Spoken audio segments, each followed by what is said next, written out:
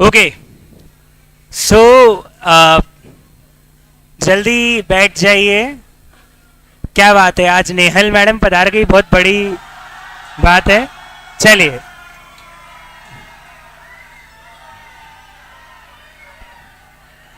पर एक सेकेंड, एक सेकेंड, इतना बस आवाज बिल्कुल बंद कर दीजिए। इतना एक्साइटमेंट थोड़ी चाहिए था यार, है? और आधे लोगों को तो पता भी नहीं क्या हुआ, बस हुर्र चालू हुआ तो पूरी एक वेव की तरह चालू हो गया। बस हो गया। चलिए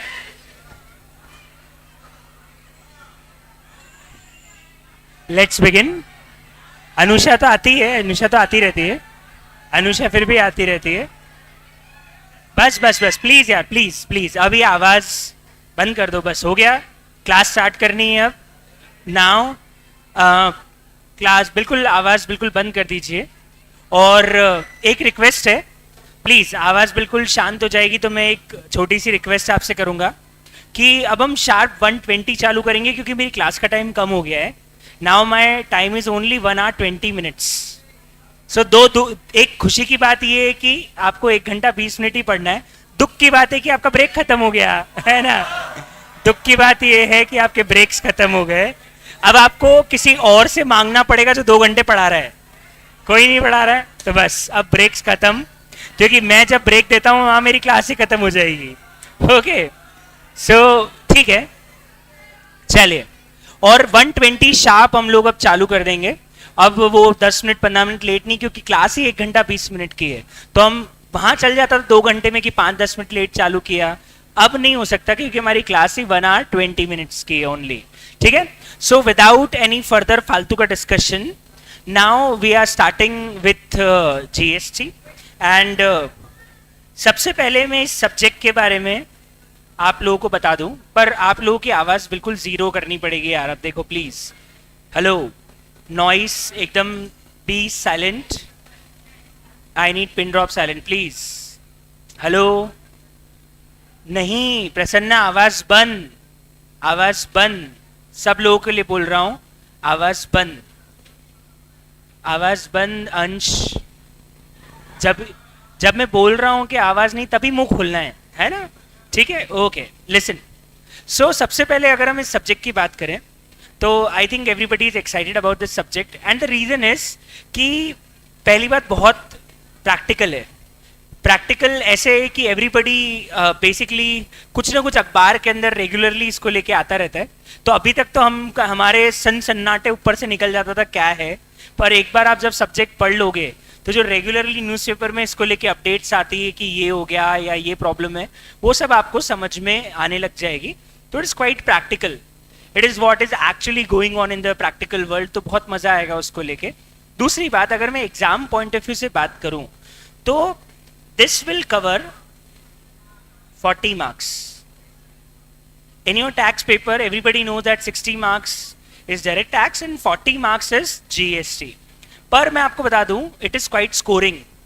आप अपने जितने भी सीनियर स्टूडेंट्स हैं या जो लोग एग्जाम दे चुके हैं या जो एग्जाम देने वाले ना, जस्ट आस्क फ्रॉम देम कि इनकम टैक्स और जीएसटी में से क्या इजी है। ऑफ कोर्स जीएसटी इजी है। दूसरी बात, जीएसटी में बच्चा टारगेट लेके चलता है कि कम से कम 75% पेपर में सही करके जाऊंगा, मतलब 75% स्कोर करके आऊंगा जीएसटी के अंदर। तो 40 मार्क्स का अगर पेपर है तो हर बच्चा टारगेट चलता है कि 30 तो मेरे को मिनिमम जीएसटी से चाहिए, ताकि इनकम टैक्स क्या है 60 में से 30 भी ले आए तो बहुत बड़ी बात है। तो इनकम टैक्स इतना वास्ट है, आप लोग 4 महीनों से पढ़ रहे हो। हम जीएसटी अगर 1 hour 20 minute की भी क्लास है तो मेरा अप्रोक्सीमेटली टाइम 45 days है। हम लोग 45 days में हमारा जीएसटी का पूरा सिलेबस खत्म कर देंगे। तो अगर अपन कॉस्ट बेनिफिट देखें तो as compare to income tax it is very low, मतलब cost is very low and benefit is very high, because आप 120 दिन, 130 दिन, 140 दिन पढ़ते हो इनकम टैक्स 60 नंबर के लिए, और मैं सिर्फ आपको कितने दिन पढ़ाने वाला हूँ? 45 days to 50 days मैक्स। 45 से 50 दिन के अंदर हम लोग पूरा जीएसटी खत्म कर देंगे and that will cover 40 marks. So cost benefit के हिसाब से ये बहुत ही ज़्यादा बेनिफिशियल सब्जेक्ट है। और अब अगर हम बात करें तो जीएसटी को लेके अब बेसिक बातों से अपने को स्टार्ट करना है। मेरा जो पहला चैप्टर रहने वाला है वो जीएसटी का बेसिक ही है। मैं लॉ बाद में पढ़ाऊंगा, जो सेक्शंस आएंगे, जो एक्ट है उसमें क्या है वो सब बाद में बात करेंगे हम। शुरू के 4 और 5 दिन हम लोग एक्चुअली पूरा जीएसटी का बेसिक ही डेवलप करेंगे कि जीएसटी कैसे आया, क्या जरूरत थी, इसका मॉडल कैसा है, कैसे इसमें टैक्सेस लगते हैं, वो सारा बेसिक स्ट्रक्चर तैयार करेंगे 4 से 5 दिनों के लिए। ठीक है, उसके बाद ही हम लोग आगे मूव ऑन करेंगे टुवर्ड्स द सेक्शंस। सो अगर मैं जीएसटी के बेसिक स्ट्रक्चर की बात करूं तो जीएसटी का फुल फॉर्म तो सबको पता है, क्या फुल फॉर्म है? Goods and services tax. It's basically a tax which is levied on goods and services. एक और चीज जो आप लोगों को पता होगी, जीएसटी डायरेक्ट टैक्स है या इनडायरेक्ट टैक्स है? I think Ashish Goyal sir ने आपको जो बेसिक पढ़ाया होगा तो बताया होगा 2 तरह के टैक्स होते हैं, डायरेक्ट टैक्स और इनडायरेक्ट टैक्स। कौन सा टैक्स डायरेक्ट होता है यार, कोई बताएगा कौन सा? जिसका बर्डन जिसने पे किया है उसके ऊपर आया वो कौन सा है? जिसने पे किया वही बर्डन बेयर करेगा, वो कौन सा है? Direct tax. और इनडायरेक्ट की खास बात क्या होती है? पे मैंने किया लेकिन मुझे अपनी जेब से नहीं भरना है, मैं अपने कस्टमर से रिकवर करूंगा। मतलब मैं आके गुड्स बेच रहा हूं ना, I am not a consumer, I am buying goods and selling it, I am trading, I am manufacturing. So मुझे टैक्स नहीं भरना है, मैं जो टैक्स जेब से दे रहा हूं ना, अल्टीमेटली वो सारा का सारा पैसा मुझे किससे मिल जाएगा? अपने कस्टमर से। सिंपल एग्जांपल है, आप किसी कपड़े की दुकान पे जाके, एक शॉपर स्टॉप पे जाके एक जीन्स ही बाय कर रहे हो, तो क्या हो रहा है कि सरकार शॉपर स्टॉप को बोलती है कि तुमने अगर 2000 की जीन्स बेची है तो 400 रुपए मुझे टैक्स चाहिए। सरकार ने किसको बोला कि 2000 की जीन्स बेचोगे तो कितने का टैक्स चाहिए? तो शॉपर स्टॉप हमें बिल में 2000 की जीन्स में 400 का टैक्स लगा के हमसे ले लेता है। तो शॉपर स्टॉप की जेब से तो कुछ गए ही नहीं, क्योंकि शॉपर स्टॉप का जो भी टैक्स पेमेंट था अल्टीमेटली वो टैक्स किससे ले लिया गया? कस्टमर से ले लिया गया। तो ये एक चीज होती है जो इनडायरेक्ट टैक्स का फीचर होती है कि इनडायरेक्ट टैक्स का बर्डन उस पे नहीं आता है जो पे करता है, इनडायरेक्ट टैक्स का बर्डन किस पे आता है? कंज्यूमर पे, नेक्स्ट पर्सन पे जो उस पर्सन से खरीद रहा है। तो लेवी और बर्डन 2 अलग अलग लोगों पे होता है, किसमें? इनडायरेक्ट टैक्स में। जबकि डायरेक्ट टैक्स में लेवी और बर्डन दोनों सेम पर्सन पे होता है। ये बहुत बेसिक बात है, मैं इस पे ज्यादा डिस्कशन इसलिए नहीं कर रहा हूं क्योंकि आशीष गोयल सर ने डायरेक्ट और इनडायरेक्ट टैक्स का बेसिक आपको इनकम टैक्स में ऑलरेडी बता दिया होगा। तो आई am talking just about GST. Okay, listen very carefully. India में ना जीएसटी इंट्रोड्यूस कब हुआ था, किसी को पता है कौन सी डेट थी? Actually it is introduce from 1 जुलाई 2017। पर मैं आपको बता दूं इसके पीछे भी एक कहानी है। कहानी क्या है मैं आपको बताता हूं, सुनना ध्यान से। पर आपको, अरे यार प्लीज, ये आवाजें अब है ना कॉस्ट में फिर भी चल जाता था क्योंकि प्रैक्टिकल था, तो मैं क्वेश्चन करा रहा हूं, तुम तुम्हारे बोल रहे हो, ठीक है। लेकिन जीएसटी में मेरी एक एक लाइन इंपॉर्टेंट है, तो आपको बहुत शांति से एक एक चीज सुननी पड़ेगी, अब आप बोल नहीं सकते, ठीक है। तो थियरी है, you have to listen very carefully, you know, talk with each other during when I am talking about something. Okay, so listen very carefully. Actually सरकार को ना जीएसटी लाने के लिए बहुत पापड़ बेलने पड़े। मैं इसका पूरा बताऊंगा आपको, मॉड्यूल में पूरा दिया हुआ है, लेकिन एक बेसिक मैं आपको बताऊं ना, तो जीएसटी को लाने का जो पहला दिमाग में आया था गवर्नमेंट को कि नहीं यार अब जीएसटी इंट्रोड्यूस करना है, दैट इज एक्चुअली इन 2003। मतलब जब यूपीए गवर्नमेंट, बीजेपी गवर्नमेंट जा रही थी और यूपीए गवर्नमेंट आ रही थी 2004 में, तब जाके सबसे पहले आया था कि यार अभी जीएसटी अब लगाना है इंडिया में। लेकिन आप सोचो लगाने को कितने साल हो गए, 2003-2004 से भी अगर गवर्नमेंट ने डिसाइड किया था तो लगते लगते कितने साल लग गए? लगभग 17 साल 16 साल लग गए। मतलब 2000 से ही चालू हो गया था तो 17 में आया, तो प्रैक्टिकली 17 साल लग गए सरकार को इंडिया में जीएसटी लाने में। तो ऑफकोर्स बहुत पापड़ बेलने पड़े थे। अब 1 जुलाई 2017 को जीएसटी आया जरूर, पर एक्चुअली पूरे इंडिया में नहीं आया। जम्मू एंड कश्मीर नाटक कर रहा था कि साहब हमारे यहाँ तो पहले टैक्स थे ही नहीं, अब कैसे आप जीएसटी लगा रहे हो। पर अल्टीमेटली 8 दिन बाद उन्होंने भी घुटने टेक दिए। तो 8 जुलाई को जम्मू एंड कश्मीर में भी जीएसटी लागू हो गया। तो मैं बोलूंगा कि पूरे इंडिया में जीएसटी लागू 1 जुलाई 2017 से हुआ था, पर जम्मू एंड कश्मीर में जीएसटी लागू 8 जुलाई 2017 से हुआ था। तो प्रैक्टिकली सिर्फ एक जम्मू एंड कश्मीर स्टेट रह गया था, तो सरकार ने छोड़ो भाड़ में जाए, एक स्टेट के लिए अपन कहां डिले करेंगे। उन्होंने तो 1 जुलाई 2017 से JNK को छोड़ के बाकी सब जगह GST लगा दिया।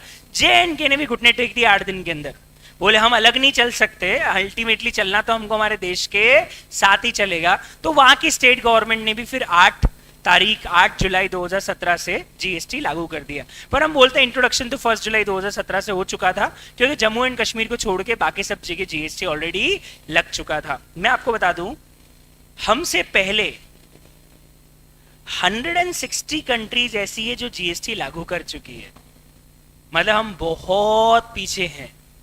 160 देश ऐसे हैं जो बेसिकली GST ऑलरेडी लगा चुके हैं, सारे ही देश मान लो आप, तो जो भी हम नाम जानते हैं।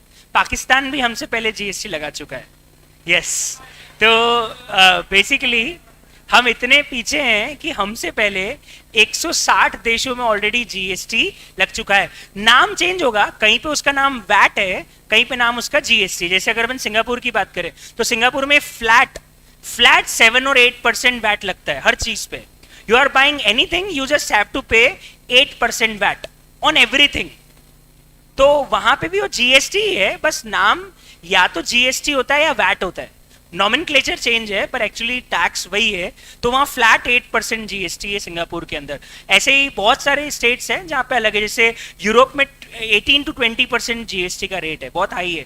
18 से 20% रेट ऑफ GST वहां पे एवरेज हर चीज के ऊपर। तो 160 देश ऐसे थे जो हमसे पहले ऑलरेडी GST लगा चुके हैं। हम बहुत डिले हो गए GST लगाने में, and the very first country जिसने GST लगाया था वो था फ्रांस, एंड उन्होंने GST 1954 में ही लगा दिया था। जब तो हम आज़ादी हुए थे, मतलब हमारे यहाँ यही समझ में नहीं आ रहा था कि क्या खाना पीना होगा, तब वो लोग ऑलरेडी GST लगा चुके थे। तो फ्रांस ने सबसे पहले दुनिया में GST लगाया था, and it was introduced in 1954। तो 17 साल और 46 ईयर्स इतना पीछे हैं हम फ्रांस से। तो यस, थोड़ा सा लेट है बिकॉज ऑफ, आपको पता है एक प्रॉब्लम क्या है, मुझे ऐसा लगता है personally, I am not saying कि ये सही है, पर ज्यादा डेमोक्रेसी भी भारी पड़ जाती है। गधों के हाथ में वोटिंग पावर देना सबसे बड़ा नुकसान है। हमारा देश पता है ग्रो क्यों नहीं कर पाया 70 सालों के अंदर, क्योंकि आपने अनपढ़ लोगों को वोट देने के लिए दे दिया। अब अनपढ़ लोग काम देख के वोट नहीं देते। तो मुझे लगता है कि आप प्रैक्टिकली सोचो, जहां पे रॉयल फैमिलीज थी, जहां पे थोड़ी बहुत डिक्टेटरशिप थी, जहां इतनी डेमोक्रेसी नहीं थी, वहां की ग्रोथ रेट हमसे बहुत ही ज्यादा है। Look at the example of Dubai, look at the example of Singapore, look at the example of USA, look at the example of China. So मुझे प्रैक्टिकली ऐसा लगता है कि हम बड़े गर्व के साथ बोलते हैं कि हम दुनिया की सबसे बड़ी डेमोक्रेसी है, हम बेवकूफ है। यस, हम बेवकूफ हैं, और बेवकूफों को वोट देने का पावर दिया गया था देश में 1947 के बाद, और अनपढ़ लोगों को बोला कि तुम चुनो तुम्हारी सरकार। तो अनपढ़ आदमी कभी समझदारी सरकार चुन ही नहीं सकता, और यही हुआ हमारे यहाँ। हर 5 साल में उन्हीं अनपढ़ लोगों को जपने के लिए सरकार काम करती है, और एक्चुअल ग्रोथ इस चक्कर में कभी हो ही नहीं पाती है। तो मुझे प्रैक्टिकली ऐसा लगता है कि हम बड़े प्राउड के साथ बोलते हैं कि we are the biggest democracy in the world. हम बेवकूफ हैं जो इस डेमोक्रेसी के नाम पे हम प्राउड फील करते हैं, क्योंकि वोट देने का पावर जिस मेजॉरिटी ऑफ द पॉपुलेशन को है, एक्चुअली उनको वोट देने का हक ही नहीं है, कि उनको पता ही नहीं है वोट किसको देना है। तो that is a problem. The point is, हम हमारे पॉइंट पे आते हैं। तो सरकार को बहुत साल लग गए प्रैक्टिकली इंडिया में GST लाने में, पर आया बहुत डिस्प्यूट्स के बाद आया। पर सिर्फ GST कैसा आया इंडिया में, हम उसकी बात करेंगे। उसके पहले एक छोटा सा अपने को कॉन्सेप्ट समझना पड़ेगा। कॉन्सेप्ट का नाम लिखिए, इट इज वेरी इंपॉर्टेंट। हम समझेंगे वैट मैकेनिज्म, या फिर इसको बोलते हैं क्रेडिट मैकेनिज्म इन GST। पहले इसको समझना पड़ेगा, इसको समझे बिना हम GST को समझ ही नहीं पाएंगे। तो हमें एक थोड़ा प्रैक्टिकल कैलकुलेशन करके समझना पड़ेगा कि ये वैट मैकेनिज्म या क्रेडिट मैकेनिज्म जो GST में है वो क्या है और वो कैसा है, वो हमको पहले समझना पड़ेगा, तब हम आगे GST के बारे में बात कर पाएंगे। And we are talking about some practical example. ठीक है, हम एक प्रैक्टिकल एग्जाम्पल की बात यहाँ पे कर रहे हैं। Okay, listen. अपन मान लेते हैं कि अपन कोई भी एक प्रोडक्ट का एग्जांपल हो, चलो आप मुझे बताओ कोई ऐसा प्रोडक्ट जिसका मैं यहाँ पे एग्जांपल ले लूँ जो regularly day to day use में हम बाय करते खरीदते हैं। मैगी, मैगी तो छोटा सा हो जाएगा, बहुत कम। मोबाइल फोन ले लेते हैं, let's take an example of mobile phone. Okay, मान लेते हैं इंडियन कंपनी, बोलो मोबाइल फोन की कौन सी है जो इंडिया में मैन्युफैक्चर करती है फोन? कोई भी नहीं है। Micromax. Okay, Micromax is Indian company. और कौन सी है? लावा इज इंडियन कंपनी ना। लावा के फोन अभी भी आते हैं क्या? Okay okay, listen, Nokia is not an Indian company, it's a Finland company. Okay चलिए, okay, Jio is a Indian company, पर उनके फोन जियो के ही हैं, खुद के ही हैं। वो टैग है, एक्चुअली बनवाते हो चाइना से हैं। हाँ चलिए, ब्रांडिंग होती है सिर्फ, बाकी वो बनवाते तो असेंबल तो चाइना से करवाते हैं। लिसन लिसन केयरफुली, मान लेते हैं लावा कंपनी का मोबाइल है and they are basically manufacturing in India. इनका प्लांट है, अपन मान लेते हैं वेस्ट बंगाल में इनका प्लांट है। तो ये हो गए साहब हमारे मैन्युफैक्चरर, एम दे रहा हूं मैं इनको नाम, दे आर मैन्युफैक्चरर। ओके, इस फोन को बनाने के लिए they are buying raw material, screen, पता नहीं बहुत सारी चीजें they are buying. Let's take an example कि इन लोगों ने 6,000 रुपए का रॉ मटेरियल एक फोन को बनाने के लिए यूज किया है।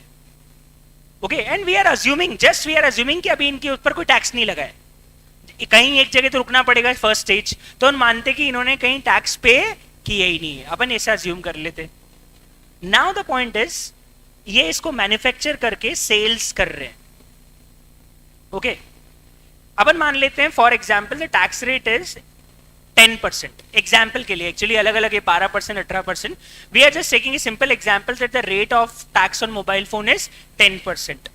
तो they are selling it the phone for 10,000 and they are paying a tax of rupees 10%, that is how much? 1,000.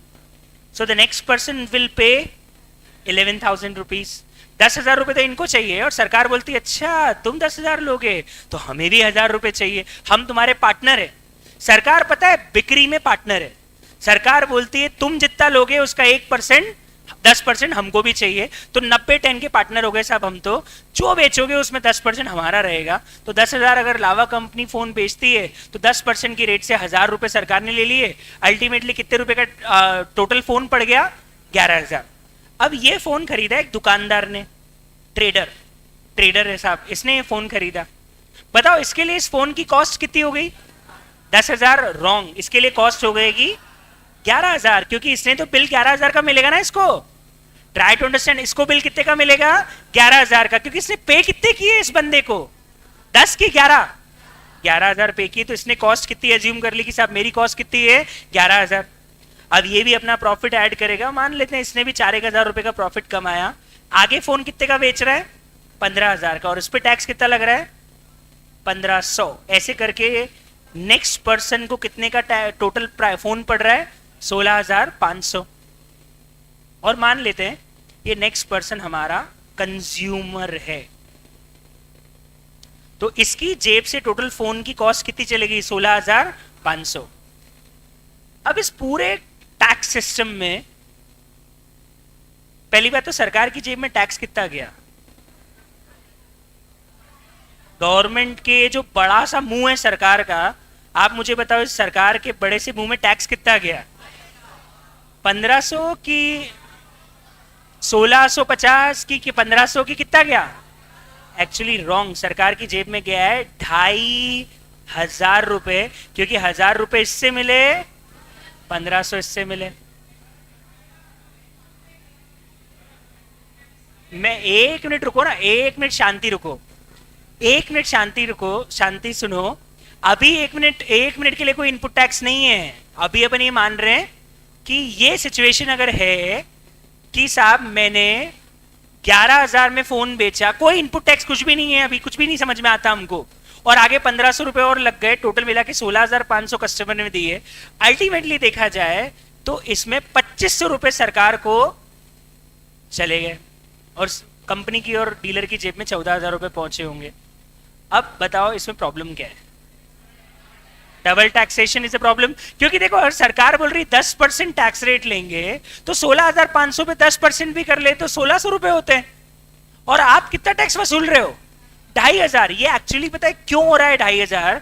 Actually एक ही चीज के ऊपर दो दो बार टैक्स लग गया, क्योंकि दो डीलर आ गए, एक मैन्युफैक्चरर ने बेचा और एक ट्रेडर ने बेचा, तो दो बार सेल हुई तो टैक्स दो बार लग गया। और मजेदार बात, एक और चीज नोटिस करना, उस 1,000 रुपए पे भी वापस से टैक्स लग गया, क्योंकि आपने 11,000 रुपए को कॉस्ट मान के 4,000 का प्रॉफिट जोड़ा और 15,000 में बेचा। और बताओ उस 15,000 में 1,000 का टैक्स शामिल है कि नहीं है?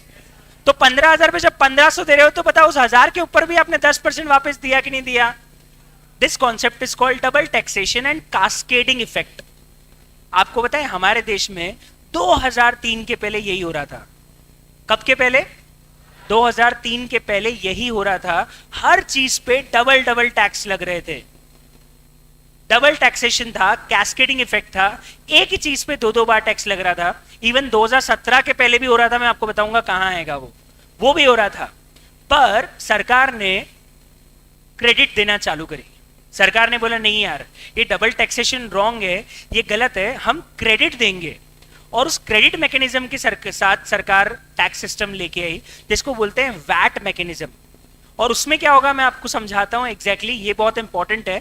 ये मैंने कॉस्ट जब स्टार्ट किया था तब भी बेसिक में समझाया था, पर कई बच्चों को उस टाइम समझ में नहीं आया था। अब मैं एक और बार समझा रहा हूं, because for the purpose of GST this is very important to understand. तो इसलिए इसको बहुत ध्यान से सुनना, कैसे क्रेडिट मैकेनिज्म वर्क करेगा। This is situation where there is no credit. अगर मैं कोई क्रेडिट नहीं देता हूं, अगर कोई क्रेडिट नहीं मिलता है, so there is a cascading effect. यहां पे कैस्केडिंग इफेक्ट आएगा, या मैं बोल सकता हूं यहां पे डबल टैक्सेशन का इफेक्ट आएगा। There is a double taxation. अब हम समझते हैं कि क्रेडिट मैकेनिज्म आ जाएगा तो क्या होगा। अपन इसी एग्जाम्पल में चेंज कर लेते हैं सिचुएशन और ये समझते हैं क्रेडिट मैकेनिज्म होगा तो अल्टीमेटली क्या फायदा होगा। Listen very carefully. मैं मैन्युफैक्चर हूं लावा कंपनी का और मैं रॉ मटेरियल खरीदता हूं। कितने में खरीद रहा था? 6,000। Now I will sell for ₹10,000 and I will collect tax of ₹1,000। My sale price is 11,000। अभी इसके पहले कोई टैक्स नहीं था तो अपन मानेंगे अभी पहली बार ही टैक्स पे किया है। 10,000 पे एक 10% की रेट से 1,000 रुपए, ठीक है। Now here comes the trader, he will by that phone but he will वो अपनी कॉस्ट 11,000 ना मान के कितनी मानेगा? 10,000। और पता है यहाँ पे क्या करेगा? वो ले लेगा एक टैक्स क्रेडिट। कितने रुपए का? 1,000 रुपए का। टैक्स क्रेडिट क्या है? आप ये समझ लो कि पेटीएम पे कैशबैक आ गया आपके पास। आपने एक 200 रुपए का रिचार्ज किया और पेटीएम वॉलेट में आपके पास 40 रुपए वापस आ गए, तो ये 40 रुपए आपके लिए कॉस्ट है ही नहीं। अगर आपने 200 का रिचार्ज किया और 40 वापस आ गए तो आपके लिए पहले बताओ कॉस्ट कितनी हुई? 200 या 160? यहां पे भी यही हुआ। भाई साहब ने पे कितने किए उस बंदे को? ट्रेडर ने मैन्युफैक्चरर को दिए कितने पैसे? 11,000। लेकिन उसमें से 1,000 रुपए का अगर उसको वापस कैशबैक मिल जाए, जो उसको वॉलेट में मिल जाए, तो आप वो क्या बोलेगा कि मेरे लिए कॉस्ट क्या 11,000 रही कि 10,000 ही रही? 10,000 ही रही। तो अभी सरकार ने उसको बोला कि तू 11,000 कॉस्ट मत मान, 1,000 हम तुझे वापस दिलवा देंगे। 1,000 जो तूने पे किए टैक्स के नाम पे वो तेरी जेब में वापस आ जाएंगे, इसलिए तू कॉस्ट 11,000 मत मान, सिर्फ कितनी मान? 10,000 मान। ठीक है सर, सरकार बोल रही है कि वापस दिलवा देगी तो हम इतना तो भरोसा कर ही सकते हैं कि वापस आ जाएंगे पैसे। तो हम हमारे लिए कॉस्ट 11,000 मानेंगे या 10,000? 10,000। अब क्या होगा सुनना। ये भाई साहब अपना प्रॉफिट कितना ऐड कर रहे थे? देखो ऊपर कितना ऐड कर रहे थे? 4,000। तो अभी अपना प्रॉफिट ऐड करेंगे 4,000 और बताओ कितने में बेच देंगे? 14,000 रुपए में। और इनके ऊपर अब टैक्स कितना लग जाएगा? 1400 और आगे बिल कर देंगे कितने का? 15,400 का। और कंज्यूमर से 15,400 रुपए ले भी लेंगे, कस्टमर से 15,400 रुपए ले भी लेंगे, ठीक है। पर ये मैंने 1,400 रुपए किससे ले लिए बताओ? ट्रेडर ने किससे ले लिए 1,400 रुपए? कस्टमर से ले लिए। तो सरकार पहुंची दौड़ी दौड़ी दौड़ी ट्रेडर के पास और ट्रेडर को बोला तेरी जेब में 1,400 रुपए जो हमारे हैं, तेरी जेब में 1,400 रुपए हैं जो हमारे हैं। सरकार तो आई कटोरा लेके, है ना, कि 1,400 रुपए दे दे बाबा, भगवान के नाम पे सरकार के नाम पे दे दे बाबा, देने ही पड़ेंगे, ठीक है। तो सरकार सरकार आ गई कटोरा लेके दरवाजे पे, ठक ठक ठक ठक, 1400 रुपए निकाल, ये हमारा शेयर है। ठीक है, अब सरकार को चाहिए कितने पैसे? 1400 रुपए। ये जो ट्रेडर है ये बोलता है रुको, आपने मुझे कुछ वादा किया था कि जो 1000 का टैक्स मैं ऑलरेडी खरीदने पे दे चुका हूं वो वापस करवा दोगे। हाँ, सरकार बोलेगी हाँ बोला तो था। तो तूने सीरियसली ले लिया था? बोले हाँ मैंने सीरियसली ले लिया था। आपने मना किया था 1000 रुपए कस्टमर से मत लेना, हम वापस दिलवा देंगे, तो वो दिलवाओ। सरकार ने बोला ठीक है, इस 1400 रुपए में से 1000 रुपए जो तेरे पास में क्रेडिट पड़ा है वो तू तेरी जेब में रख ले, और हमको अब सिर्फ 400 रुपए ही पे कर। तो सरकार को अब हम 1400 वापस नहीं करेंगे, सरकार को हम सिर्फ कितने पैसे वापस करेंगे? 400। और जो 1000 रुपए मेरी जेब से जा चुका था, जो मैंने कस्टमर से नहीं लिया क्योंकि सरकार ने मुझे बोला था मैं तुमको बाद में दिलवा दूंगा, वो 1000 रुपए अब मैं अपनी जेब में ही रख लूंगा और सरकार को सिर्फ कितना पे करूंगा? 400 रुपए ही पे करूंगा। तो अब इस मैकेनिज्म के अंदर मुझे मिल गई 1000 रुपए की क्रेडिट। मतलब मैं अपना जब टैक्स पे करूंगा तो जो 1000 रुपए मैंने किसके ऊपर पे किए थे? परचेस के ऊपर, वो टैक्स मुझे वापस पे नहीं करना पड़ेगा। और यही होता है। मैं इसका एग्जाम्पल ऐसे एक और तरीके से समझा देता हूं आप लोगों को। फॉर एग्जाम्पल मैं पढ़ा रहा हूं, I bought a laptop for ₹1 lakh, जिसके ऊपर मैंने 20,000 रुपए का टैक्स सरकार को दिया।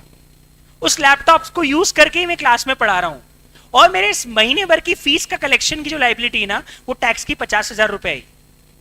कितनी आई? 50,000। और मैं लैपटॉप पे कितना टैक्स दे चुका हूं? मैं सरकार को बोलूंगा सरकार मैंने लैपटॉप खरीदा था जिसके ऊपर मैंने 20,000 रुपए का आपको टैक्स दे चुका है, मुझे इस 20,000 की क्रेडिट चाहिए। सरकार बोलती है अच्छा बिजनेस के लिए यूज कर रहे हो लैपटॉप? हाँ बिजनेस के लिए यूज कर रहा है। अच्छा बच्चों को पढ़ाने के लिए यूज कर रहे हो? हाँ बच्चों को पढ़ाने के लिए यूज कर रहा हूं। तो बच्चों को पढ़ाने की फीस पे जो तुम्हारा टैक्स आएगा ना, उसमें से 20,000 तुम जेब में रख लेना, और हमें अब 50,000 मत देना, अब हमें 30,000 ही देना। मतलब ये है कि एक बिजनेसमैन अपने बिजनेस में यूज होने वाली किसी भी चीज पे किए गए टैक्स की क्रेडिट ले लेगा, तो उसको जो कस्टमर से लिए गए टैक्स का पेमेंट करना है ना, तो उतना टैक्स उसको कम भरना पड़ेगा। That is the concept of credit. और यहां पे यही हो रहा है, मैं 1000 रुपए खरीद पे टैक्स दे चुका हूं, तो जो 1000 रुपए मुझे कस्टमर से मिलेगा वो मैं अपनी जेब में रख लूंगा, क्योंकि I have already paid the tax. और जो बचा हुआ अमाउंट है वही मुझे बस सरकार को कैश में पे करना पड़ेगा। तो out of 1400 I have already paid 1000 on my purchases, so I will not again pay 1000 rupees, I will keep that in my pocket and I will only pay 400 in the cash, that is my net tax liability. Interesting fact सुनो, interesting चीज, सरकार की जेब में total tax कितना गया? सरकार की जेब में, हम सरकार ने बड़ा सा जो मुंह खोला था, आप मुझे बताओ सरकार के उस बड़े से मुंह में टैक्स कितना गया? सर एक तो यहां से गया 1000 और यहां से गया 400। और एक चीज इंटरेस्टिंग बताओ, कस्टमर ने टैक्स भी कितना पे किया? कस्टमर ने टैक्स अमाउंट भी कितना पे किया?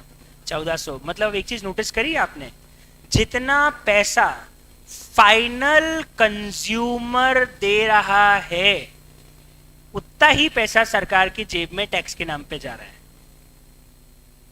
If you are buying a jeans and you are paying a tax of ₹400 on that jeans, अगर आप कोई जीन्स खरीद रहे हो जिसमें आप 400 रुपए का टैक्स दे रहे हो, तो मान के चलना सरकार की पॉकेट में आज तक टोटल सरकार की पॉकेट में 400 रुपए टैक्स के नाम पे गएंगे, क्योंकि इसके पहले जिन लोगों ने भी टैक्स पे किया होगा उन्होंने उसकी क्या ले ली होगी? क्रेडिट। तो अल्टीमेटली उस बीच वाले बंदे को अपनी पॉकेट से कुछ जेब से देना ही नहीं पड़ा, सारा का सारा पैसा जो है ना वो अल्टीमेटली कंज्यूमर ही बियर कर रहा है। तो आज अगर आप कुछ भी चीज खरीदने जाओ तो लुक एट द बिल। आपने कल अगर कोई ग्रोसरी भी खरीदी हो तो लुक एट द बिल। जितना टैक्स आप पे कर रहे हो ना उतना ही टैक्स टोटल गवर्नमेंट की जेब में जा रहा है। आपको इंटरेस्टिंग चीज बताऊं, बीच वाले पे 1 रुपए का भी बर्डन नहीं आया। आप ट्रेडर को देख लो, ट्रेडर को आप मुझे बताओ, ट्रेडर ने टैक्स के नाम पे खरीद के समय कितने दिए थे? 1000। और बाद में जो टैक्स कस्टमर से मिला उसमें से कितने पॉकेट में अपने रख लिए? तो आप मुझे बताओ, इधर से 1000 गए लेकिन कस्टमर से 1000 अपनी जेब में, तो मुझे तो अपनी जेब से 1 रुपया लगा ही नहीं। मुझे तो अल्टीमेटली अपनी जेब से 1 रुपया भी टैक्स के नाम पे लगा ही नहीं। मतलब एक चीज क्लियर है, इंटरमीडिएटरी आदमी पे 1 रुपए का बर्डन नहीं आएगा। जो भी टैक्स सरकार को जाना है अल्टीमेटली उसका बर्डन किसके ऊपर आना है? फाइनल कंज्यूमर पे ही आना है। ये है वैट मैकेनिज्म। सिंपल मैकेनिज्म है, जो परचेज पे टैक्स पे कर रहे हो उतने का टैक्स आपको वापस पे करने की जरूरत नहीं है, नेट अमाउंट ही आपको वापस पे करनी है। या मैं ऐसे बोल सकता हूं, इसको मैं ऐसे भी बोल सकता हूं, इसको ऐसे भी समझ सकते हो आप, जितना ट्रेडर वैल्यू एडिशन कर रहा है, मतलब जितना एडिशन वो अपने यहां पे कर रहा है उतना ही वो कैश में पे कर रहा है। आप देख लो, ट्रेडर ने अपने यहां वैल्यू एडिशन कितने का किया? 10,000 की चीज कितने में बेची? 10 की चीज को ट्रेडर ने कितने में बेचा? 14,000 में। मतलब इसका वैल्यूएशन कितना हो गया? 4,000। तो आप देखोगे टैक्स में पे 4,000 का 10% 400 रुपए ही कर रहा है, इसीलिए इसका नाम वैल्यू एडेड टैक्स है। जो बंदा जितना जितना प्रोडक्ट में वैल्यू एडिशन करता जाएगा सरकार को वो उतना ही टैक्स पे करेगा। पहले वाले ने 10,000 का पूरा वैल्यूएशन किया क्योंकि उसके पहले कोई टैक्स नहीं था, तो 10,000 का पूरा वैल्यूएशन पहले वाले बंदे ने किया तो उसने 1,000 रुपए का टैक्स भरा। फिर इसने 4,000 का वैल्यूएशन किया तो 4,000 के वैल्यूएशन पे इसने 400 रुपए का टैक्स भरा। ऐसे करके सरकार के पास टोटल टैक्स कितना कलेक्ट हो गया? 1,400 रुपए। और फाइनल कंज्यूमर ने भी टैक्स कितना पे किया? 1,400 रुपए। इसे बोलते हैं क्रेडिट मैकेनिज्म। क्या बोलते हैं इसको? वैट क्रेडिट मैकेनिज्म या वैट मैकेनिज्म। और हमारा जीएसटी भी इसी मैकेनिज्म पे चलता है। जीएसटी में भी यही होगा, खरीद के समय जो भी टैक्स लग रहा है उतना आपको क्रेडिट मिल जाएगा। तो आप सोचो मेरे लिए, आप मेरा एग्जांपल अभी सोचो, अगर मैं 1 लाख का लैपटॉप लेता हूं ना तो मेरे को लैपटॉप 80,000 का ही पड़ेगा। Even if I am buying A phone, अगर मैंने आईफोन खरीदा है और अगर मैं इसको बिजनेस यूज दिखा रहा हूं, एक फोन तो दिखा ही सकता हूं business use. If I am buying a phone, it is for my purpose of the business. I am using it for the purpose of my business. तो मुझे 12,000 रुपए क्रेडिट मिली है फोन के ऊपर। तो अब मेरे को आप लोगों से 12,000 रुपए सस्ता पड़ा है आईफोन। मतलब मैं चाहूं तो आईफोन खरीद के 12,000 रुपए की क्रेडिट ले सकता हूं। मतलब 50,000 का फोन मुझे 38,000 का ही पड़ा है। आप यही खरीदने जाओगे तो आपको कितने का पड़ेगा? पूरे 50,000 रुपए का। Because you can claim credit, but I can claim credit and I can prove that I am using it for the purpose of business. So of course मेरे लिए वो क्रेडिट के कारण मुझे कॉस्ट कम पड़ती है। आपके फादर लोग भी यही करते होंगे बिजनेस में, कि कोई भी चीज बिजनेस के यूज की आती होगी तो उसमें जीएसटी नंबर लिखवा के उसका क्या ले लेते होंगे? क्रेडिट। पर उसमें भी लिमिटेशन है। आपको ऐसा नहीं कि अंधाधुन 6 फोन खरीद लिए घर वालों के लिए और सब बिजनेस के नाम पे खरीद लिए, वहां मारा बच जाएगी। आपको प्रूव करना पड़ेगा actually you are using it for the purpose of business. Are you getting this concept of credit mechanism? Yes sir, manufacturer ने परचेज करते समय भी तो टैक्स दिया होगा। एक्चुअली मैं वहां पे अजम्पशन लिया, नहीं दिया है। ऑफ कोर्स दिया होगा, लेकिन एक जगह तो रुकना पड़ेगा, तो मैंने अजम्पशन ले लिया कि उसने कोई टैक्स वहां पे नहीं दिया है। वो एक अजम्पशन मैंने ले लिया। तो पहले बताओ आपको ये वैट मैकेनिज्म समझ में आया कि नहीं आया? क्या सिंपल मैकेनिज्म है, खरीद के समय जो भी टैक्स पे कर रहा हूं उसकी क्या मिल जाएगी मुझे? क्रेडिट। क्या वो चीज कॉस्ट का पार्ट बनेगी या नहीं बनेगी? नहीं बनेगी। और जब मैं कस्टमर से उसको बेचते समय टैक्स कलेक्ट करूंगा तब क्या करूंगा बताओ? उस टोटल टैक्स में से जो क्रेडिट मेरे पास रखी हुई है वो कर दूंगा मैं कम, और अपने आप सरकार को सिर्फ नेट अमाउंट ही कैश के फॉर्म में पे करूंगा। This concept is called VAT mechanism और क्रेडिट मैकेनिज्म। ये पूरा कॉन्सेप्ट जीएसटी के अंदर भी एज इट इज चलता है। पहले बताओ यहां तक की बात आप लोगों को समझ में आ गई या नहीं आई? आ गई? किसी को कोई प्रॉब्लम नहीं है तो हम आगे बढ़ सकते हैं। तो सर ये तो समझ में आ गया what is the mechanism of credit in GST. Now a very interesting fact, आप बोल रहे हो सर इंडिया में जीएसटी आया, तो इंडिया में जीएसटी कैसे लगाया सरकार ने? क्योंकि एक बहुत बड़ी प्रॉब्लम है, आपको अगर मैं बताऊं ना तो हमारे देश के साथ एक बहुत बड़ी प्रॉब्लम है। हमारे यहाँ 30 स्टेट है ना, 29 स्टेट है, 29 है, 30 है। अभी कितने हैं एग्जिस्टिंग में? क्योंकि कुछ यूनियन 29 28 है कि 29 है। Delhi is also a state ना, Delhi is also a state. Jammu and Kashmir state है, प्रपोज स्टेट है, उसको स्टेट का ही दर्जा मिला हुआ है। जेएनके को स्टेट ही माना जाता है, it's a state now. UT कुछ टाइम के लिए बनाया था, जम्मू एंड कश्मीर को नहीं गिन रहे ना, वो प्रपोज स्टेट है, वो स्टेट हो जाएगा, वो अभी यूटी है। पर वो जीएसटी में स्टेट ही चल रहा है, जीएसटी में वो यूटी की कैटेगरी में नहीं आता है, जीएसटी में वो स्टेट की कैटेगरी में ही आता है। ओके, तो लिसन वेरी केयरफुली, हमारे यहाँ पे जो 29 स्टेट्स हैं, सबसे बड़ा प्रॉब्लम यही है कि सरकार चाहती थी एक टैक्स लगे, मल्टीपल टैक्सेस हटा के हम सिंगल टैक्स पे आ जाए। That was the motive of government to introduce GST. अब प्रॉब्लम यही है कि 29 स्टेट बोलते हैं हमारा भी रेवेन्यू है, सेंट्रल गवर्नमेंट बोलती है हमारा भी रेवेन्यू है। ना सेंट्रल गवर्नमेंट अपना रेवेन्यू छोड़ने के लिए तैयार है, ना 29 स्टेट अपना रेवेन्यू छोड़ने के लिए तैयार है। आपको पता है अमेरिका में ऐसा नहीं होता है, अमेरिका में 50 स्टेट्स हैं, 50, लेकिन आपको पता है वहां पे एक फेडरल टैक्स होता है जो कि सेंट्रल गवर्नमेंट लेती है और फिर स्टेट को वो पॉपुलेशन और एरिया और किसी वाइज बांटती है। मतलब लेती गवर्नमेंट सेंटर है और स्टेट को टुकड़े बांटती है। हमारा स्टेट बोलते हैं हमको तुम्हारे फेंके हुए टुकड़े नहीं चाहिए, हमारे को तुम्हारे फेंके हुए टुकड़े, हम हमारा रेवेन्यू खुद लेंगे, हमको तुम पे डिपेंडेंट नहीं होना है। तो अब झगड़ा इतने सालों तक यही चलता रहा। सेंटर बोलती है एक टैक्स लगाओ, हम लगाएंगे, तुमको हम टुकड़े डालते जाएंगे, तुम खाते जाना। स्टेट बोलते हैं हम तुम्हारे टुकड़ों के मोहताज नहीं है, हम हमारा टैक्स अलग लगाएंगे। तो इसलिए सरकार को एक अलग मॉडल ऑफ जीएसटी पे जाना पड़ा, क्योंकि सेंटर का भी अपना रेवेन्यू है, स्टेट का भी अपना रेवेन्यू है, और वो कैसे एडजस्ट होगा, that is the biggest problem. और इसीलिए सरकार इंडिया में जो जीएसटी का मॉडल लेके आई ना, उसको बोलते हैं डुअल जीएसटी मॉडल। क्या नाम है इस जीएसटी के मॉडल का? जो इंडिया में सिस्टम लगा है जीएसटी का, उसका नाम क्या है? Dual GST model. And this model is actually adopted from 2 countries, Brazil and Canada. ये 2 ऐसे देश हैं जहां पे डुअल जीएसटी मॉडल एग्जिस्ट करता है। हम लोगों ने वहां से कॉपी मारा है। जनरली हम हमारे लॉज यूके से कॉपी मारते हैं, लंदन से कॉपी मारते हैं, लेकिन ये लॉ हमने कॉपी कहां से मारा है? ब्राजील और कनाडा के जीएसटी मॉडल से, क्योंकि वहां पे डुअल जीएसटी मॉडल लग रहा है। So how this dual GST model works, listen very carefully. सबसे पहले जीएसटी लगाने के लिए एक ट्रांजैक्शन होना चाहिए, that transaction is called supply. सुनना ध्यान से। आपको पता है इसके पहले एक एक्साइज ड्यूटी का नाम सुना है आपने? कोई बताएगा एक्साइज ड्यूटी कब लगती थी? इंपोर्ट करने पे एक्साइज नहीं लगती है, इंपोर्ट करने पे कस्टम्स लगती है, कस्टम्स। एक्साइज कब लगती थी किसी को पता है? मैन्युफैक्चरिंग करने पे। अगर हम माल बना रहे हैं तो we have to pay excise, और जब हम बेचते थे तब लगता था sales tax. If you are manufacturing something you have to pay excise, if you are selling something you have to pay sales tax और वैट। अगर मैं सर्विस दे रहा हूं तो मुझे देना पड़ता था सर्विस टैक्स, अगर मैं इंपोर्ट कर रहा हूं तो मुझे लगती थी कस्टम ड्यूटी, अगर मैं गैम्बलिंग कर रहा हूं तो मुझे गैम्बलिंग टैक्स लगता था, अगर मैं लॉटरी टिकट बेच रहा हूं तो मुझे लॉटरी टैक्स लगता था।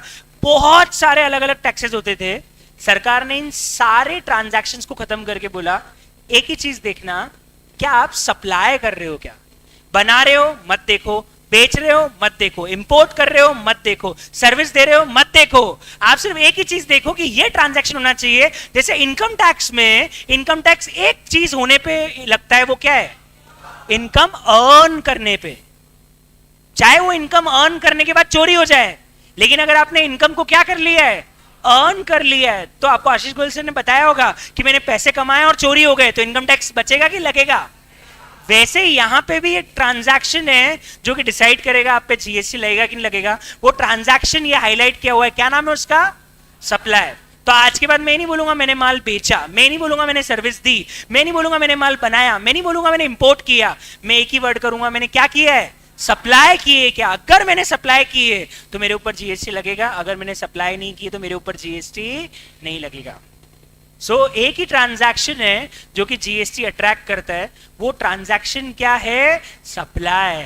सप्लाई। शहद है, मक्खियां भिनभिनाती है, और मक्खियां जीएसटी के ऑफिसर है, और शहद सप्लाई है।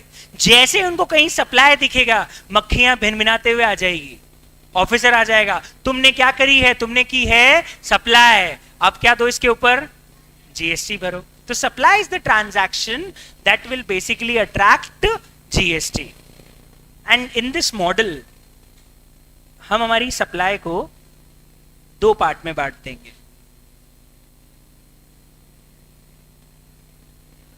इंट्रा स्टेट सप्लाई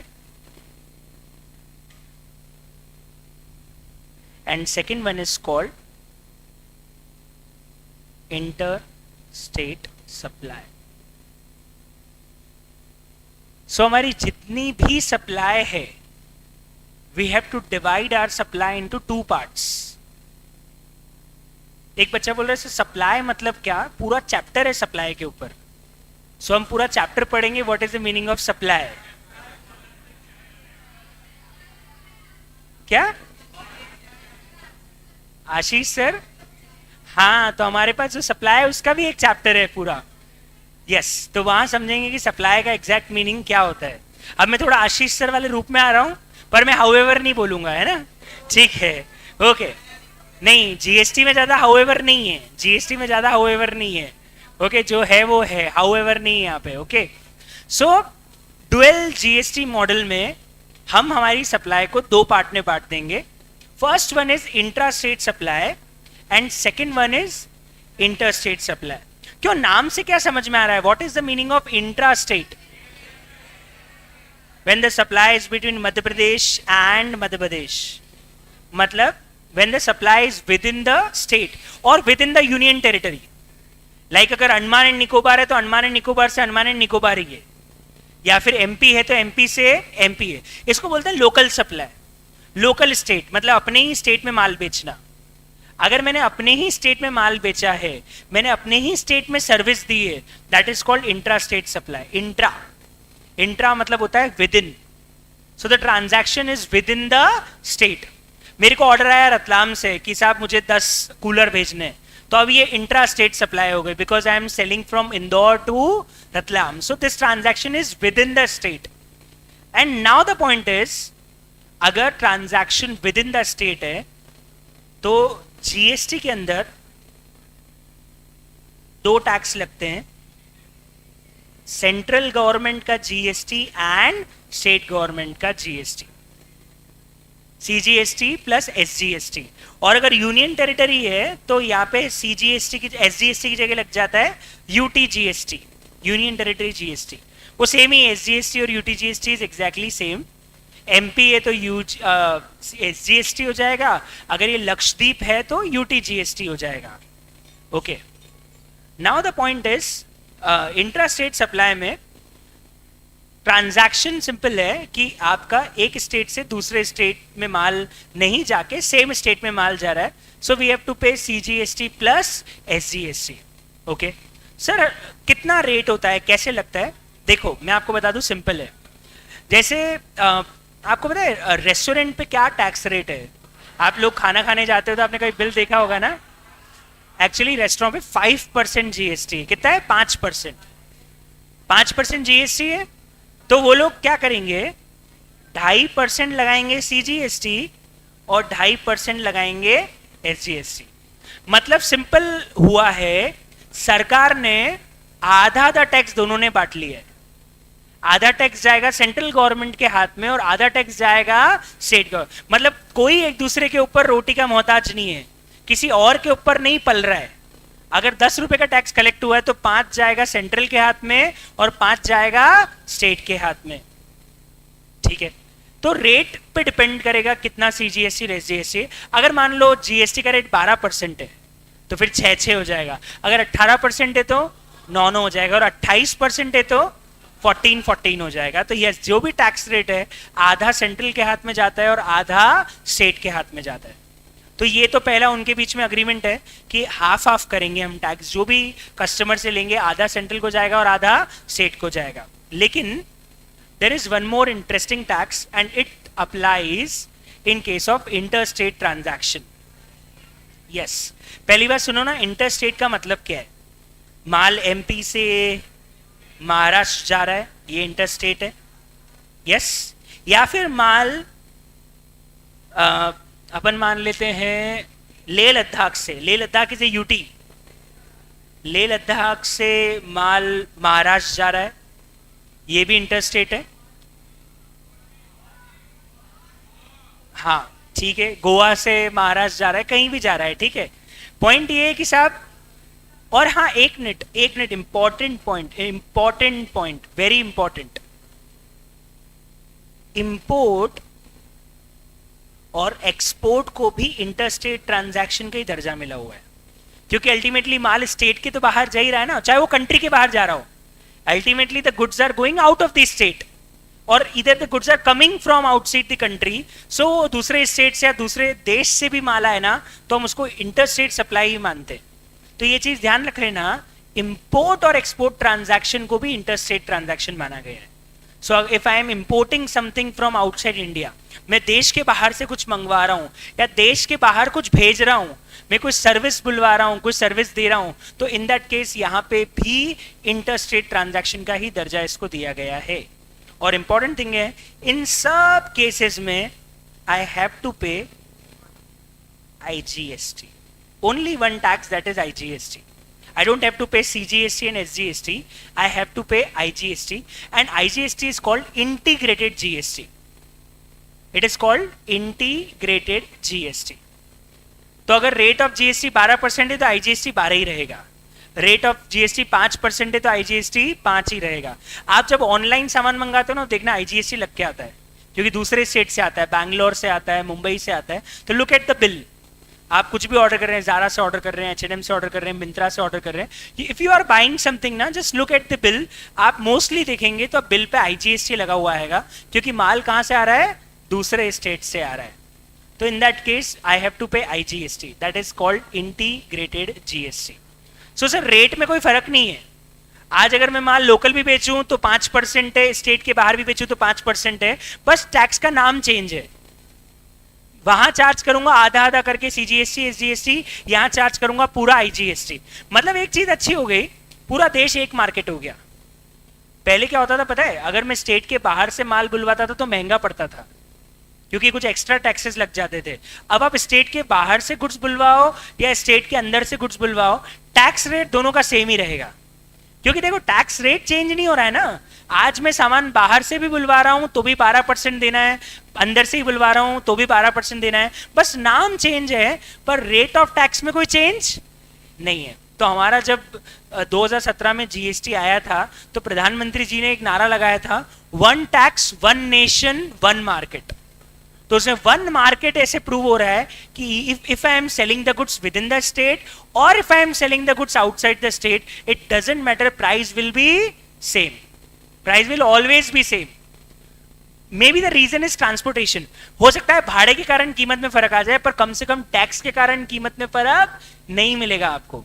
चाहे लोकल बेचो चाहे स्टेट के बाहर से बेचो, आपको टैक्स सेम ही पे करना है. हाँ, अब एक सवाल ऑनलाइन आता है, IGST किसको जाएगा?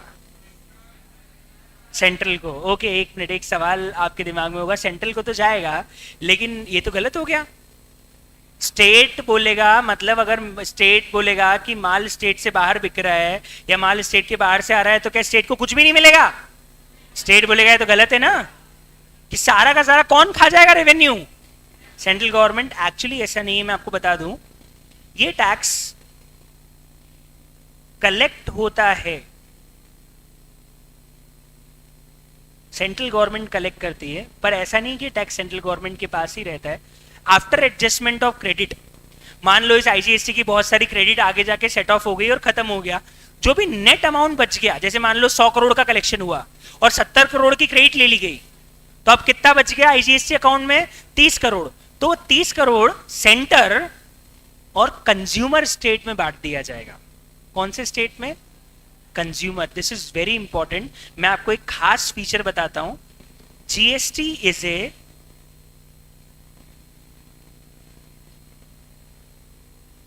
Consumption based tax.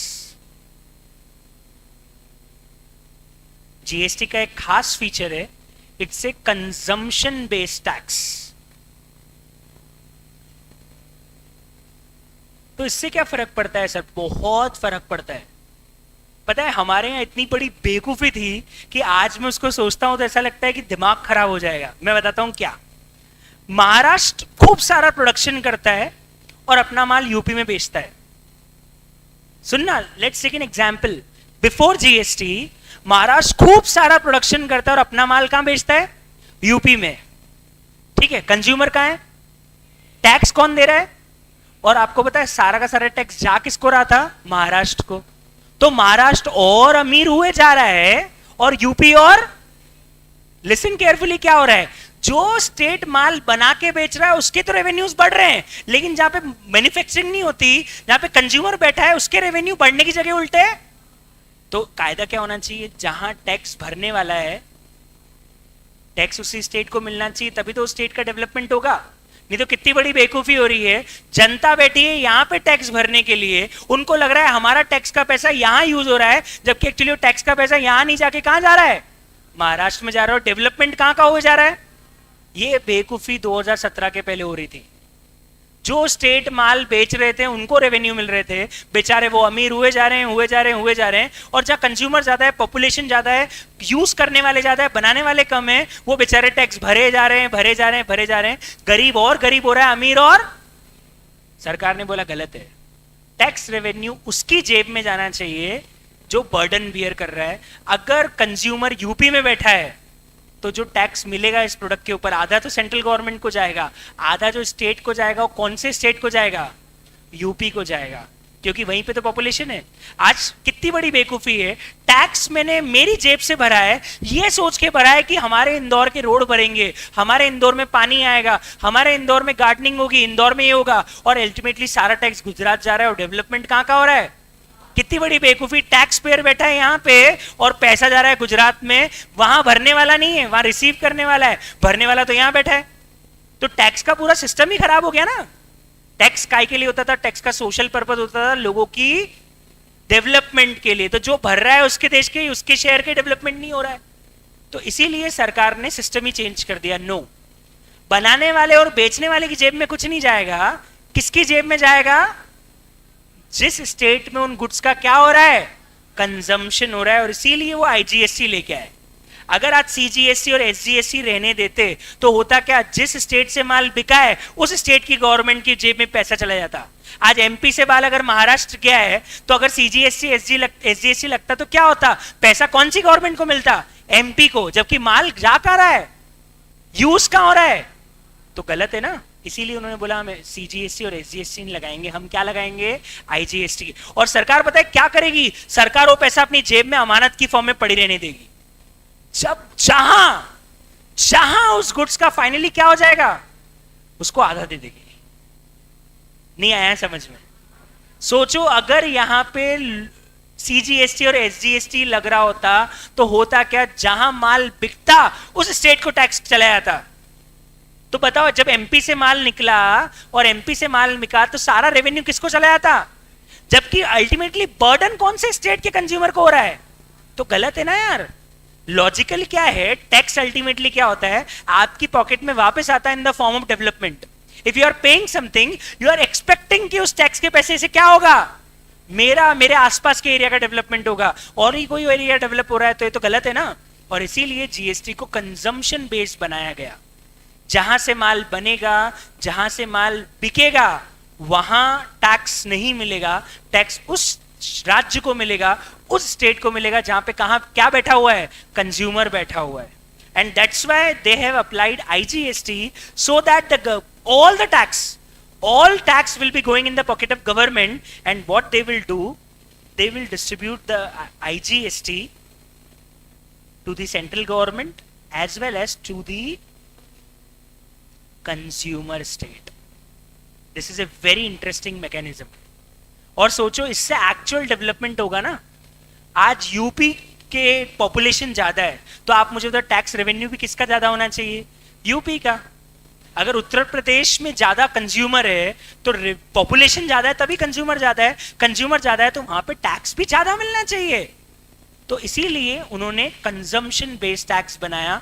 जहां कंजम्पशन हाई होगा, जहां कंज्यूमर हाई होंगे, वहां पे बाय डिफॉल्ट टैक्स रेवेन्यू में अपने आप ज्यादा होगा। And that is very important. और 2017 के पहले कितनी बड़ी बेवकूफी हो रही थी। पॉपुलेशन कम है लेकिन मैन्युफैक्चरिंग बहुत ज्यादा है तो वो स्टेट डेवलप हुए जा रहा है। यही हुआ ना। महाराष्ट्र और गुजरात क्यों डेवलप हुए? क्योंकि वहां पे मैन्युफैक्चरिंग बहुत ज्यादा थी और उसके कंपैरिजन में कंज्यूमर कम थे।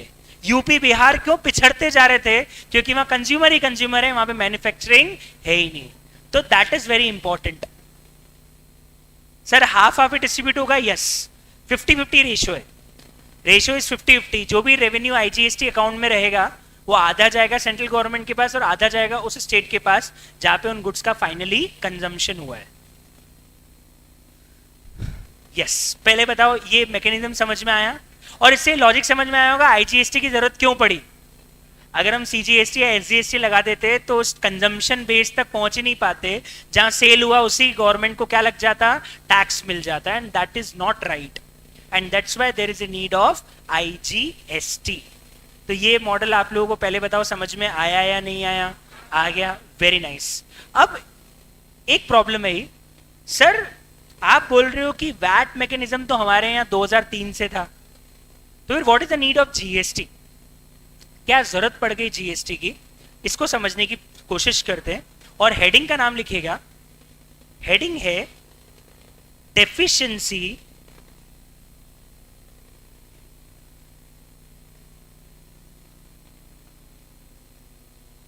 in old tax mechanism. What are the deficiencies in old tax mechanism? जो टैक्स हमारे यहाँ पुराने लग रहे थे,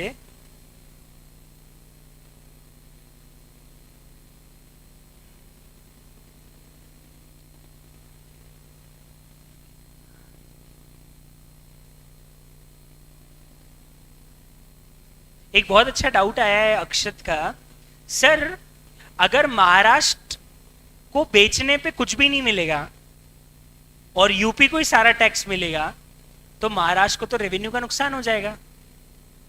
आप मुझे बताओ, अगर पुराने टैक्स में देखें तो अगर माल बना के बेच रहा था तो किसको मिल रहा था? महाराष्ट्र को। अब किसको मिल रहा है वही चीज? यूपी को। तो महाराष्ट्र को तो क्या हो गया, रेवेन्यू का नुकसान हो गया। मैं आगे जाके आपको बताऊंगा सेंट्रल गवर्नमेंट ने सारे स्टेट्स को जिनको नुकसान हो रहा था उनको कन्विंस करने के लिए उनको एक कंपनसेशन का पैकेज दिया है 5 सालों के लिए।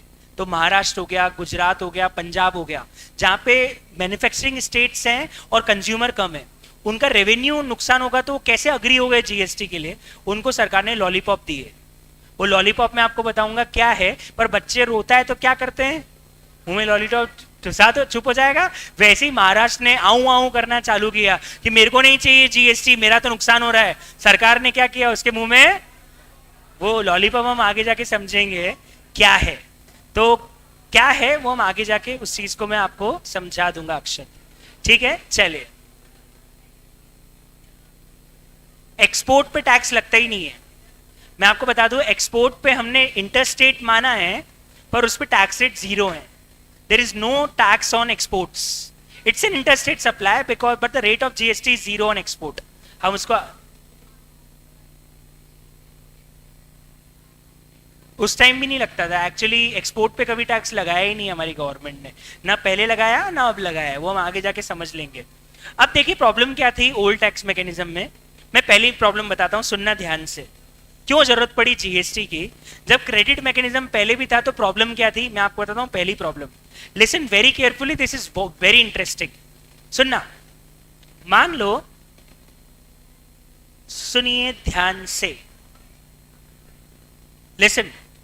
महाराष्ट्र में एक प्रोडक्ट बनाया गया और उसे बेचा गया 10,000 रुपीज में, ठीक है? इसके ऊपर लग गई एक्साइज ड्यूटी 1,000 रुपए की, ओके, प्लस इसके ऊपर एक टैक्स और लग गया जिसका नाम है सेंट्रल सेल्स टैक्स। ये लगता था पहले, इसको बोलते थे सीएसटी। ये लग जाता था, मान लेते हैं 1%, मान लेते हैं 100 रुपए का। तो ऐसे करके जो प्रोडक्ट है कितने का बड़ा, 11,100। और ये माल पहुंचा, ये तो मैन्युफैक्चरर था पर ये माल पहुंचा एमपी के ट्रेडर के पास, ठीक है? अब एमपी के ट्रेडर ने, सुनना ध्यान से, ये माल आगे बेचा मान लो 16,000 में। इसके ऊपर पता है अब क्या लगेगा, इसके ऊपर एमपी का वैट लग जाता था। कितने का? 1,600 रुपए का। ये होता था एमपी का वैट। और ये जो एक्साइज है ये जाती थी सेंट्रल गवर्नमेंट की जेब में, और ये जो सीएसटी है ये जाता था महाराष्ट्र गवर्नमेंट की जेब में। अब कहानी समझो कहां अटक गई। जो टैक्स में बनाने पे दे चुका हूं वो किसकी जेब में पहुंचा? Central government.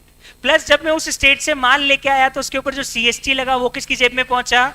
महाराष्ट्र। और अब जो मैं आगे टैक्स पे कर रहा हूं ये किसकी जेब में जाने वाला है? एमपी। अब मैंने एमपी गवर्नमेंट को बोला, एमपी गवर्नमेंट मेरे को है ना ये जो टैक्स पे किया है ना, एक्साइज और सीएसटी, इसकी क्रेडिट दे दे बाबा। कितने रुपए की? 1100 रुपए की क्रेडिट दे दे, और 1600 में से मेरे से सिर्फ कितने पैसे ले? 500। एमपी बोलता है 1 मिनट, पहले तो बता 1000 रुपए किसकी जेब में दिए? मैं सेंट्रल हूं क्या? किससे मांग?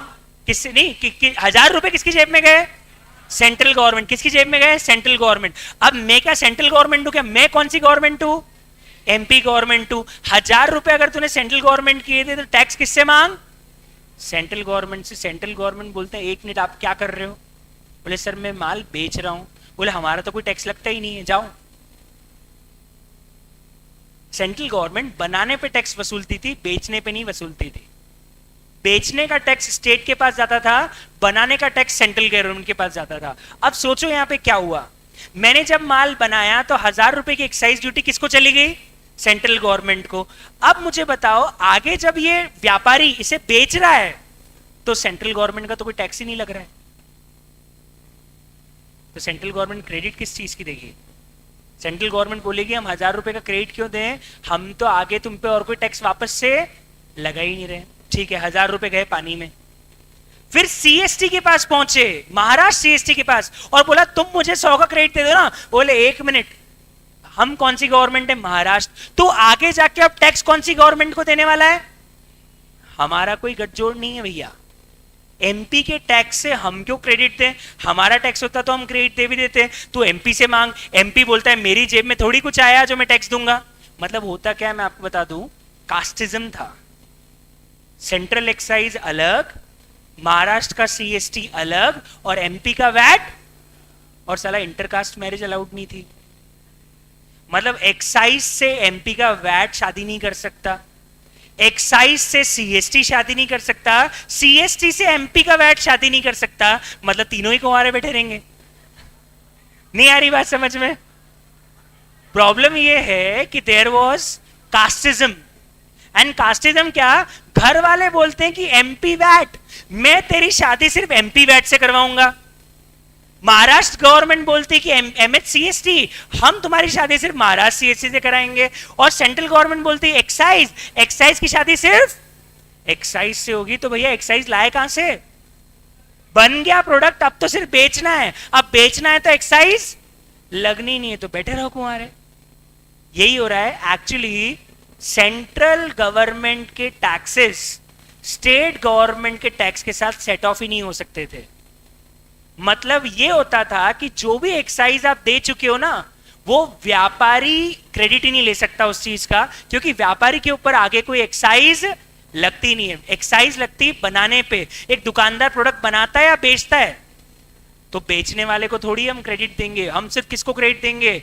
बनाने वाले को। तो भैया बनाने वाला कभी तो ट्रेडर के पास बेचेगा, और जैसे ट्रेडर के पास बेचेगा वो एक्साइज की क्रेडिट खत्म हो जाएगी। सारी जो एक्साइज पेड है वो किस में जुड़ जाएगी? आपकी कॉस्ट के अंदर।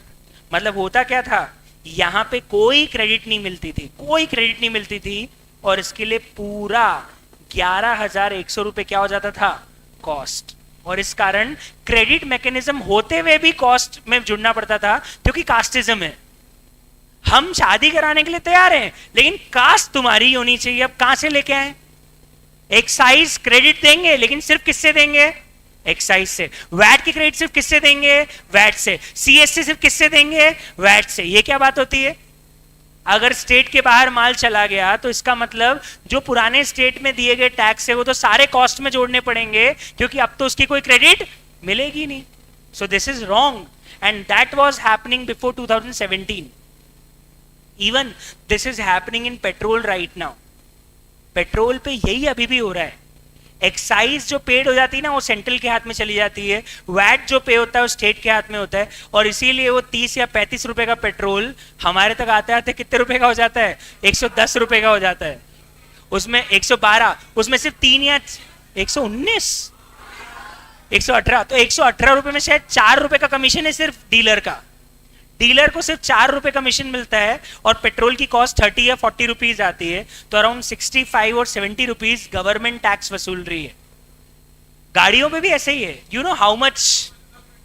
नहीं नहीं, गाड़ियों पे आपको बता दूं मैं, टोटल रोड टैक्स और जीएसटी और ये सारे टैक्सेस मिला लूं ना, तो आपको पता है 48 लाख रुपए की जो फॉर्च्यूनर आती है ना, उस पे 20 लाख रुपए का टैक्स है।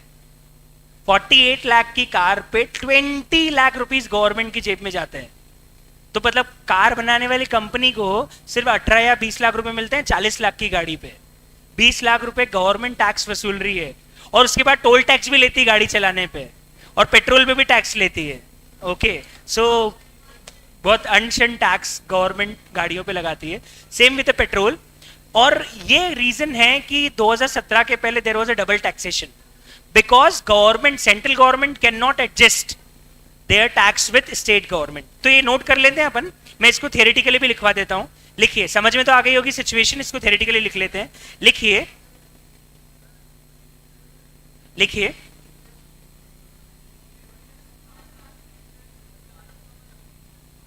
पूरा 1100 कॉस्ट हो जाएगी, मतलब वो 16,000 में 11,100 कॉस्ट पे प्रॉफिट जोड़ा है उसने। यस, बिकॉज जो सेंट्रल गवर्नमेंट और जो दूसरे स्टेट को टैक्सेस जा चुके हैं वो अब एमपी के टैक्स से एडजस्ट होंगे ही नहीं, सब अलग अलग है। मेरी जेब में पैसा नहीं आया तो मैं क्यों क्रेडिट दूं, सिंपल सा फंडा है जी। सीएसटी स्टेट के बाहर बेचने पे लगता था, वो अब खत्म हो गया है सब कुछ, पर लगता था स्टेट के बाहर बेचने पे। लोकल बेचने पे लगता था वैट, स्टेट के बाहर बेचने पे लगता था सीएसटी। तो लिखिए, मैं आपको लिखा देता हूं, लिखिए, no credit of central tax, that is called CENVAT. Central tax जो लगते थे उसको बोलते थे सेनवेट। सेनवेट मतलब सेंट्रल टैक्स, सेनवेट मतलब central VAT, CENVAT. No credit of central tax and CST is allowed to be adjusted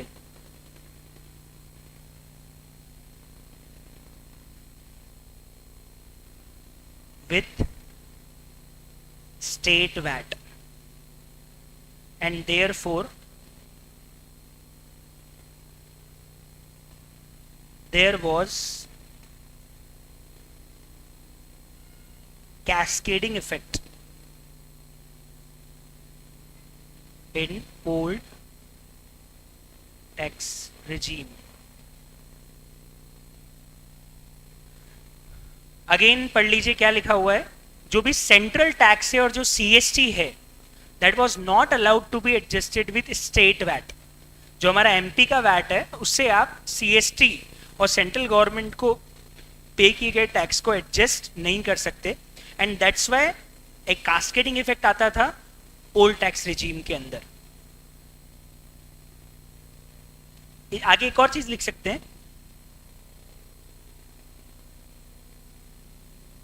credit chain was not seamless, credit chain was not seamless, and credit of excise get blocked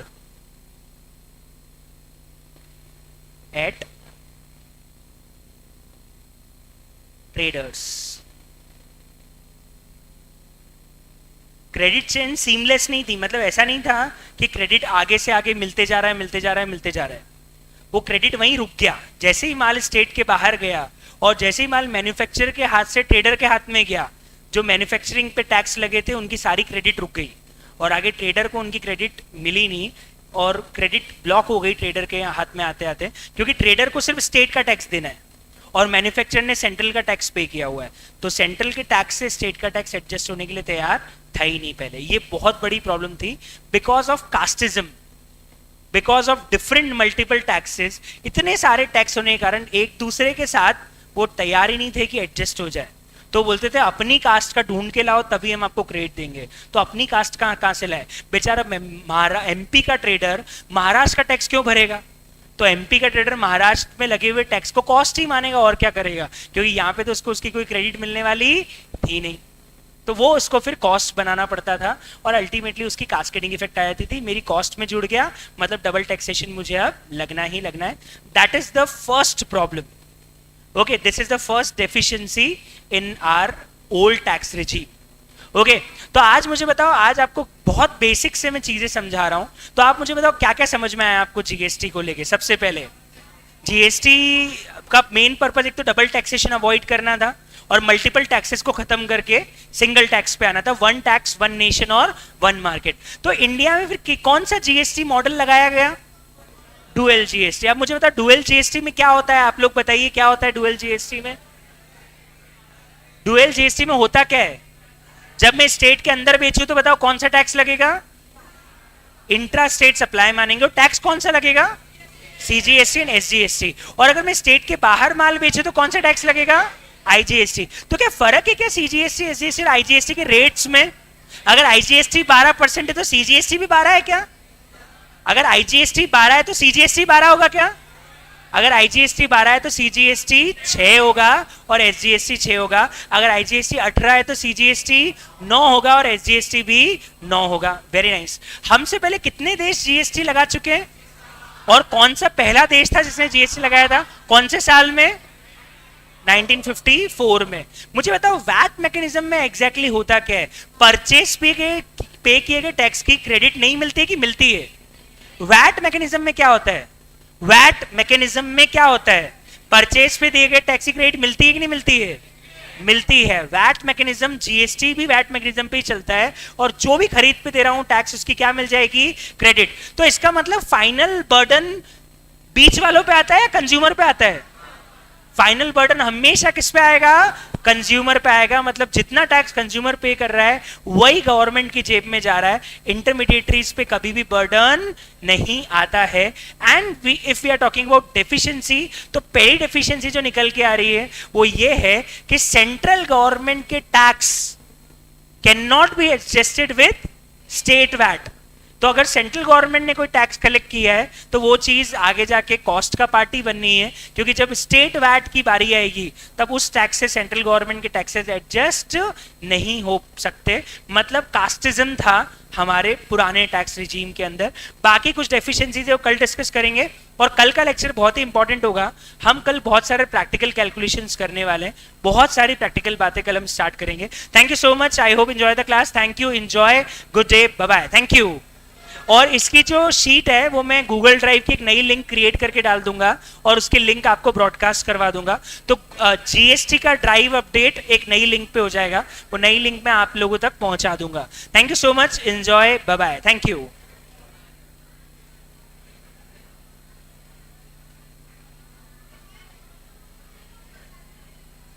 Recording stopped.